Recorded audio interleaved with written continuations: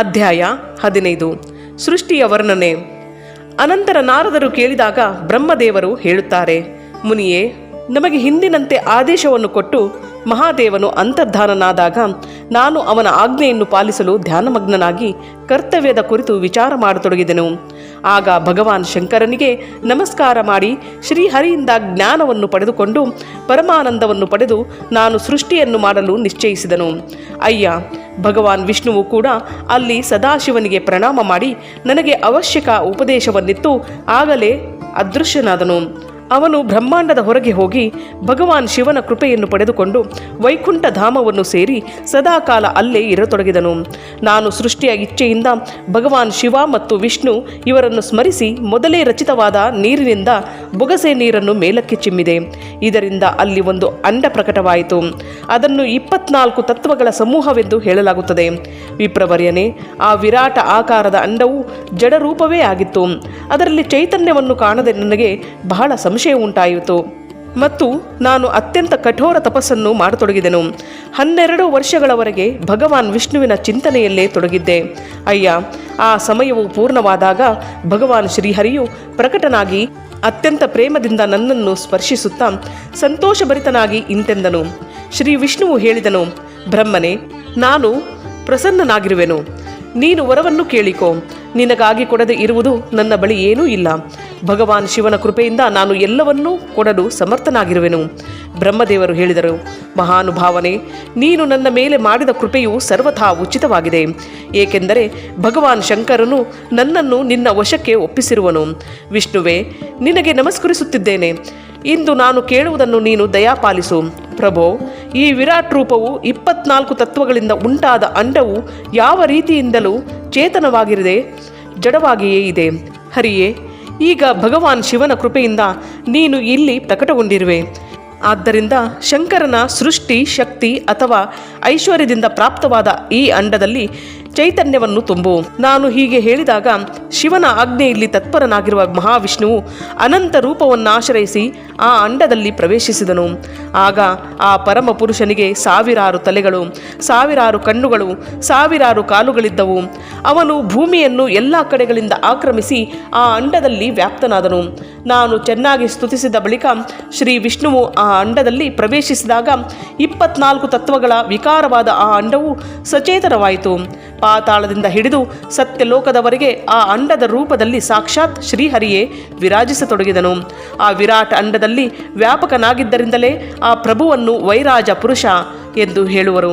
ಪಂಚಮುಖ ಮಹಾದೇವನು ಕೇವಲ ತನಗೆ ಇರಲಿಕ್ಕಾಗಿ ಎಲ್ಲ ಲೋಕಗಳಿಂದ ಮೇಲೆ ಸುಶೋಭಿತವಾದ ಸುರಮ್ಯ ಕೈಲಾಸ ನಗರವನ್ನು ನಿರ್ಮಿಸಿದನು. ದೇವಋಷಿಯೇ, ಸಮಸ್ತ ಬ್ರಹ್ಮಾಂಡವು ನಾಶವಾದರೂ ವೈಕುಂಠ ಮತ್ತು ಕೈಲಾಸ ಇವೆರಡು ಧಾಮಗಳು ಎಂದಿಗೂ ನಾಶವಾಗುವುದಿಲ್ಲ. ಮುನಿಶ್ರೇಷ್ಠನೇ, ನಾನು ಸತ್ಯಲೋಕವನ್ನು ಆಶ್ರಯಿಸಿ ಇರುತ್ತೇನೆ. ಅಯ್ಯ, ಮಹಾದೇವನ ಆಜ್ಞೆಯಿಂದಲೇ ನನ್ನಲ್ಲಿ ಸೃಷ್ಟಿಯನ್ನು ರಚಿಸುವ ಇಚ್ಛೆಯೂ ಉಂಟಾಯಿತು. ಮಗು, ನಾನು ಸೃಷ್ಟಿಯ ಇಚ್ಛೆಯಿಂದ ಚಿಂತಿಸತೊಡಗಿದಾಗ ನನಗೆ ತಿಳಿಯದೆಯೇ ಪಾಪಪೂರ್ಣ ತಮೋಗುಣಿ ಸೃಷ್ಟಿಯ ಪ್ರಾದುರ್ಭಾವವಾಯಿತು. ಅದನ್ನು ಅವಿದ್ಯಾ ಪಂಚಕ ಅಥವಾ ಪಂಚಪರ್ವ ಅವಿದ್ಯಾ ಎಂದು ಹೇಳುತ್ತಾರೆ. ಅನಂತರ ಪ್ರಸನ್ನ ಚಿತ್ತದಿಂದ ಶಂಭುವಿನ ಆಜ್ಞೆಯಂತೆ ನಾನು ಪುನಃ ಅನಾಸಕ್ತ ಭಾವದಿಂದ ಸೃಷ್ಟಿಯ ಕುರಿತು ಚಿಂತಿಸತೊಡಗಿದನು. ಆಗ ನನ್ನಿಂದ ಸ್ಥಾವರ, ಸಂಜ್ಞಕ, ವೃಕ್ಷಾದಿಗಳ ಸೃಷ್ಟಿಯಾಯಿತು. ಅದನ್ನು ಮುಖ್ಯ ಸರ್ಗವೆಂದು ಹೇಳುತ್ತಾರೆ. ಇದು ಮೊದಲನೆಯ ಸರ್ಗವಾಗಿದೆ. ಅದನ್ನು ನೋಡಿ ಅದು ತನಗಾಗಿ ಪುರುಷಾರ್ಥದ ಸಾಧನೆಯಲ್ಲವೆಂದು ತಿಳಿದು ಸೃಷ್ಟಿಯ ಇಚ್ಛೆಯುಳ್ಳ ಬ್ರಹ್ಮನಾದ ನನ್ನಿಂದ 2ನೆಯ ಸರ್ಗವು ಪ್ರಕಟವಾಯಿತು. ಅದು ದುಃಖದಿಂದ ತುಂಬಿದ್ದು ಅದಕ್ಕೆ ತಿರ್ಯಕ ಸ್ರೋತ ಎಂಬ ಹೆಸರಾಯಿತು. ಪಶು, ಪಕ್ಷಿ ಇವುಗಳು ತಿರ್ಯಕ್ ಸ್ರೋತ ಎಂದು ಹೇಳುತ್ತಾರೆ. ಗಾಳಿಯಂತೆ ಓರೆಯಾಗಿ ಅಡ್ಡಲಾಗಿ ಚಲಿಸುವುದರಿಂದ ಇವನ್ನು ತಿರ್ಯಕ್ ಅಥವಾ ತಿರ್ಯಕ್ ಸ್ರೋತ ಎಂದು ಹೇಳುವರು. ಆ ಸರ್ಗವು ಪುರುಷಾರ್ಥದ ಸಾಧಕವಾಗಿರಲಿಲ್ಲ. ಅದನ್ನು ಪುರುಷಾರ್ಥ ಸಾಧನೆಯ ಶಕ್ತಿಯಿಂದ ರಹಿತವೆಂದು ತಿಳಿದು ನಾನು ಪುನಃ ಸೃಷ್ಟಿಯ ಕುರಿತು ಚಿಂತಿಸಿದಾಗ ನನ್ನಿಂದ ಬೇಗನೆ 3ನೆಯ ಸಾತ್ವಿಕ ಸರ್ಗದ ಪ್ರಾದುರ್ಭಾವವಾಯಿತು. ಅದನ್ನು ಊರ್ಧ್ವ ಸ್ರೋತ ಎಂದು ಹೇಳುವರು. ಇದು ದೇವಸರ್ಗದ ಹೆಸರಿನಿಂದ ವಿಖ್ಯಾತವಾಯಿತು. ದೇವಸರ್ಗವು ಸತ್ಯವಾದಿ ಹಾಗೂ ಅತ್ಯಂತ ಸುಖದಾಯಕವಾಗಿದೆ. ಅದನ್ನು ಕೂಡ ಪುರುಷಾರ್ಥ ಸಾಧನೆಯ ರುಚಿ ಹಾಗೂ ಅಧಿಕಾರದಿಂದ ರಹಿತವೆಂದು ತಿಳಿದು ನಾನು ಬೇರೆ ಸರ್ಗದ ಕುರಿತು ನನ್ನ ಸ್ವಾಮಿಯಾದ ಶ್ರೀ ಶಿವನ ಚಿಂತನೆಯನ್ನು ಪ್ರಾರಂಭಿಸಿದೆ. ಆಗ ಭಗವಾನ್ ಶಂಕರನ ಆಜ್ಞೆಯಿಂದ ಒಂದು ರಜೋಗುಣಿ ಸೃಷ್ಟಿಯ ಪ್ರಾದುರ್ಭವವಾಯಿತು. ಅದನ್ನು ಅರ್ವಾಕ್ ಸ್ರೋತ ಎಂದು ಹೇಳಲಾಗಿದೆ. ಈ ಸರ್ಗದ ಪ್ರಾಣಿಗಳು ಮನುಷ್ಯರಾಗಿದ್ದಾರೆ. ಅವರು ಪುರುಷಾರ್ಥ ಸಾಧನೆಯ ಉಚ್ಚ ಅಧಿಕಾರಿಗಳಾಗಿದ್ದಾರೆ. ಅನಂತರ ಮಹಾದೇವನ ಆಜ್ಞೆಯಿಂದ ಭೂತಾದಿಗಳ ಸೃಷ್ಟಿಯಾಯಿತು. ಹೀಗೆ ನಾನು 5 ರೀತಿಯ ವೈಕೃತ ಸೃಷ್ಟಿಯನ್ನು ವರ್ಣಿಸಿರುವೆನು.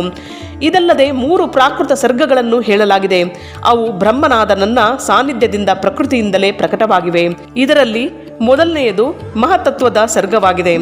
ಎರಡನೆಯದು ಸೂಕ್ಷ್ಮಭೂತ ಅರ್ಥಾತ್ ತನ್ಮಾತ್ರೆಗಳ ಸರ್ಗವಾಗಿದೆ. ಮೂರನೆಯದನ್ನು ವೈಕಾರಿಕ ಸರ್ಗವೆಂದು ಹೇಳುವರು. ಹೀಗೆ ಇವು 3 ಪ್ರಾಕೃತ ಸರ್ಗಗಳಾಗಿವೆ. ಪ್ರಾಕೃತ ಮತ್ತು ವೈಕೃತ 2 ರೀತಿಯ ಸರ್ಗಗಳನ್ನು ಸೇರಿಸಿದರೆ 8 ಸರ್ಗಗಳಾಗುತ್ತವೆ.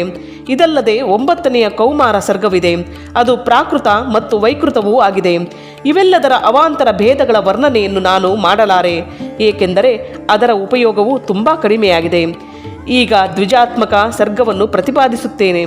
ಇದರ ಇನ್ನೊಂದು ಹೆಸರು ಕೌಮಾರ ಸರ್ಗ ಎಂದಿದೆ. ಅದರಲ್ಲಿ ಸನಕ ಸನಂದನಾದಿ ಕುಮಾರರ ಮಹತ್ವಪೂರ್ಣ ಸೃಷ್ಟಿಯಾಯಿತು. ಸನಕಾದಿಗಳು ನನ್ನ 4 ಮಾನಸ ಪುತ್ರರಾಗಿದ್ದಾರೆ. ಅವರು ಬ್ರಹ್ಮನಾದ ನನಗೆ ಸಮಾನರಾಗಿದ್ದಾರೆ. ಅವರು ಮಹತ್ತರ ವೈರಾಗ್ಯದಿಂದ ಸಂಪನ್ನರಾಗಿದ್ದು ಉತ್ತಮ ವ್ರತವನ್ನು ಪಾಲಿಸುವವರಾಗಿದ್ದಾರೆ. ಅವರ ಮನಸ್ಸು ಸದಾಕಾಲ ಭಗವಾನ್ ಶಿವನ ಚಿಂತನೆಯಲ್ಲೇ ತೊಡಗಿರುತ್ತದೆ. ಅವರು ಸಂಸಾರದಿಂದ ವಿಮುಖರಾಗಿದ್ದು ಜ್ಞಾನಿಗಳಾಗಿದ್ದಾರೆ. ನಾನು ಆಜ್ಞಾಪಿಸಿದರೂ ಅವರು ಸೃಷ್ಟಿಯ ಕಾರ್ಯಕ್ಕೆ ಮನಗೊಡಲಿಲ್ಲ.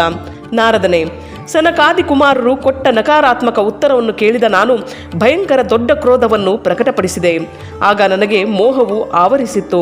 ಆ ಸಂದರ್ಭದಲ್ಲಿ ನಾನು ಮನಸ್ಸಿನಲ್ಲೇ ಭಗವಾನ್ ವಿಷ್ಣುವನ್ನು ಸ್ಮರಿಸಿದೆನು. ಅವನು ಶೀಘ್ರವಾಗಿ ಬಂದು ನನ್ನನ್ನು ಸಂತೈಸುತ್ತಾ ನನ್ನಲ್ಲಿ ಹೇಳಿದನು, ನೀನು ಭಗವಾನ್ ಶಿವನ ಪ್ರಸನ್ನತೆಗಾಗಿ ತಪಸ್ಸನ್ನು ಮಾಡು. ಮುನಿಶ್ರೇಷ್ಠನೇ, ಶ್ರೀಹರಿಯು ನನಗೆ ಹೀಗೆ ಉಪದೇಶಿಸಿದಾಗ ನಾನು ಮಹಾಘೋರ ಹಾಗೂ ಉತ್ಕೃಷ್ಟ ತಪಸ್ಸನ್ನು ಮಾಡತೊಡಗಿದೆನು. ಸೃಷ್ಟಿಗಾಗಿ ತಪಸ್ಸನ್ನು ಮಾಡುತ್ತಿರುವ ಶಿವನ ಅವಿಮುಕ್ತವೆಂಬ ಸ್ಥಾನವಾದ ನನ್ನ 2 ಹುಬ್ಬುಗಳು ಮತ್ತು ಮೂಗಿನ ಮಧ್ಯಭಾಗದಿಂದ ಮಹೇಶ್ವರನ 3 ಮೂರ್ತಿಗಳಲ್ಲಿ ಬೇರೆಯಾದ ಪೂರ್ಣಾಂಶ, ಸರ್ವೇಶ್ವರ ಹಾಗೂ ದಯಾಸಾಗರ ಭಗವಾನ್ ಶಿವನು ಅರ್ಧನಾರೀಶ್ವರ ರೂಪದಲ್ಲಿ ಪ್ರಕಟನಾದನು. ಅವನು ಜನ್ಮರಹಿತನು, ತೇಜದ ರಾಶಿಯು, ಸರ್ವಜ್ಞನು, ಸರ್ವಸೃಷ್ಟನೂ ಆಗಿರುವನು. ಆ ನೀಲಲೋಹಿತ ಹೆಸರುಳ್ಳ ಸಾಕ್ಷಾತ್ ಉಮಾ ವಲ್ಲಭ ಶಂಕರನನ್ನು ಎದುರಿಗೆ ನೋಡಿ ನಾನು ಬಹಳ ಭಕ್ತಿಯಿಂದ ತಲೆ ತಗ್ಗಿಸಿದನು. ಅವನನ್ನು ಸ್ತುತಿಸಿ ನಾನು ಬಹಳ ಸಂತೋಷದಿಂದ ಆ ದೇವೇಶ್ವರನಲ್ಲಿ ಇಂತೆಂದೆನು, ಪ್ರಭೋ, ನೀನು ನಾನಾ ರೀತಿಯ ಜೀವಿಗಳನ್ನು ಸೃಷ್ಟಿ ಮಾಡು. ನನ್ನ ಮಾತನ್ನು ಕೇಳಿ ಆ ದೇವಾದಿದೇವ ಮಹೇಶ್ವರ ರುದ್ರನು ತನ್ನಂತೆಯೇ ಅನೇಕ ರುದ್ರಗಣರನ್ನು ಸೃಷ್ಟಿಸಿದನು. ಆಗ ನಾನು ಸ್ವಾಮಿ ಮಹೇಶ್ವರ ಮಹಾರುದ್ರನಲ್ಲಿ ಪುನಃ ಹೇಳಿದೆನು, ದೇವ, ಜನ್ಮ ಮತ್ತು ಮೃತ್ಯುವಿನ ಭಯದಿಂದ ಕೂಡಿದ ಜೀವರನ್ನು ಸೃಷ್ಟಿ ಮಾಡು. ಮುನಿಶ್ರೇಷ್ಠನೇ, ನನ್ನ ಮಾತನ್ನು ಕೇಳಿ ಕರುಣಾಸಾಗರ ಮಹಾದೇವನು ನಕ್ಕುಬಿಟ್ಟನು ಹಾಗೂ ಹೀಗೆ ಹೇಳಿದನು. ಮಹಾದೇವನು ಹೇಳುತ್ತಾನೆ, ವಿಧಾತನೇ, ನಾನು ಜನ್ಮ ಮತ್ತು ಮೃತ್ಯುವಿನ ಭಯದಿಂದ ಕೂಡಿದ ಅಶೋಭನ ಜೀವರನ್ನು ಸೃಷ್ಟಿಸುವುದಿಲ್ಲ. ಏಕೆಂದರೆ ಅವರು ಕರ್ಮಕ್ಕೆ ಅಧೀನರಾಗಿ ದುಃಖದ ಸಮುದ್ರದಲ್ಲಿ ಮುಳುಗಿರುವರು. ನಾನಾದರೋ ದುಃಖದ ಸಾಗರದಲ್ಲಿ ಮುಳುಗಿದ ಜೀವರ ಉದ್ಧಾರ ಮಾತ್ರ ಮಾಡುವೆನು. ಗುರುವಿನ ಸ್ವರೂಪವನ್ನು ಧರಿಸಿ ಉತ್ತಮ ಜ್ಞಾನವನ್ನು ಕರುಣಿಸಿ ಅವರೆಲ್ಲರನ್ನು ಸಂಸಾರ ಸಾಗರದಿಂದ ಪಾರಾಗಿಸುವೆನು. ಪ್ರಜಾಪತಿಯೇ, ದುಃಖದಲ್ಲಿ ಮುಳುಗಿದ ಆ ಎಲ್ಲ ಜೀವರ ಸೃಷ್ಟಿಯನ್ನು ನೀನೇ ಮಾಡು. ನನ್ನ ಆಜ್ಞೆಯಿಂದ ಈ ಕಾರ್ಯದಲ್ಲಿ ಪ್ರವೃತ್ತನಾದ ಕಾರಣ ನಿನಗೆ ಮಾಯೆಯು ಬಂಧಿಸಲಾರದು. ನನ್ನಲ್ಲಿ ಹೀಗೆ ಹೇಳಿ ಭಗವಾನ್ ನೀಲಲೋಹಿತ ಮಹಾದೇವನು ನಾನು ನೋಡುತ್ತಲೇ ತನ್ನ ಪಾರ್ಶ್ವದವರೊಂದಿಗೆ ಅಲ್ಲೇ ಅಂತರ್ಧಾನನಾದನು. ಇಲ್ಲಿಗೆ ಅಧ್ಯಾಯ 15 ಸಂಪೂರ್ಣವಾಯಿತು.